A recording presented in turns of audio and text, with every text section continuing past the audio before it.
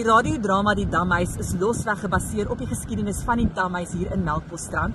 Dit vertel die storie van Christian Brandt, sy vrou Gesina en hulle slaaf Mali wat hierheen getrek het agter Christian se droom aan om 'n boer te wees en grond te besit.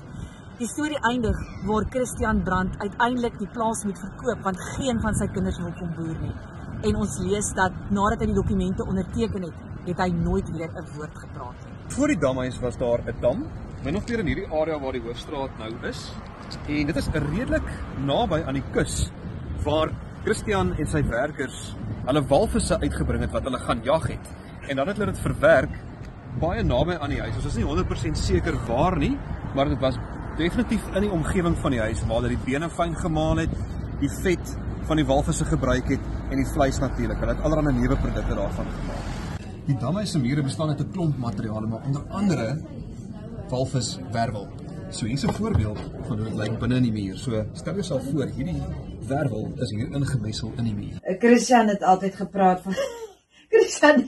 gepraat van sy lelike geeltande. Hy was toe die militêre goewerneur. Hy het hom doof gehou, daai Brit. Soos 'n kwartel was hy.